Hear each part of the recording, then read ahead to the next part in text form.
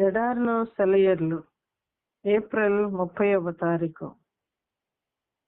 అప్పుడు చూపునకు వికారమైన చిక్కిపోయిన ఆ ఆవులు చూపునకు అందమైన బలిసిన ఆవులను తినివేయుచుండెను. అప్పుడు నిండైన పుష్టిగల ఆ 7 వెన్నులను ఆ పేల వెన్నులు మృంగివేసెను. ఆదికాండము 41వ అధ్యాయము 4-7 వచనాలు. ఆ కళను ఉన్నట్టుగా చూస్తే మనకు ఒక హెచ్చరిక కనిపిస్తుంది. మన జీవితంలో అతి శ్రేష్టమైన సంవత్సరాలు, మంచి అనుభవాలు, సాధించిన ఘన విజయాలు, చేసిన అత్కృష్టమైన సేవ మొదలైన మంచి విషయాలను పరాజయాలు, వైఫల్యాలు, అప్రతిష్ట, దేవుని రాజ్యం పట్ల పనికిమాలినతనం మొదలైనవి మింగేసే అవకాశం ఉంది. వాళ్ళ జీవితాల్లో ఘన విజయం సాధిస్తారని అందరూ ఎదురు చూస్తే వాళ్ళు ఊహించలేనంత అట్టడుగుకి దిగజారిపోయిన సందర్భాలు ఉన్నాయి.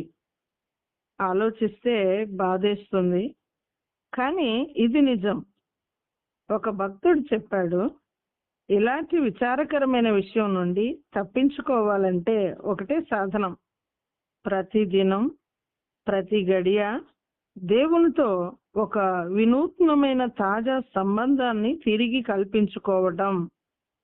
నిన్నటి నా ఘనకార్యాలు, నా గతంలోని దీవెనకరం, ఫలభరితం, జయకరం అయిన అనుభవాలు ఈ రోజున నాకేమీ లాభం కలిగించవు సరికదా. ఈనాటి పరాజయాలు వాటిని మృంగేయవచ్చును కూడా. కానీ నిన్నటి గొప్పతనం అంతా ఈ రోజు నేను అంతకన్నా గొప్ప పనుల్ని చేయటానికి ప్రేరేపణగా ఉండాలి. క్రీస్తుకి అంటుకట్టబడడం ద్వారానే నెలకొనే ఈ వినూత్నమైన తాజా సంబంధం మాత్రమే నా జీవితంలో నుండి చిక్కిపోయిన ఆవుల్ని, పీలవెన్నుల్ని దూరంగా ఉంచగలదు. Thank you.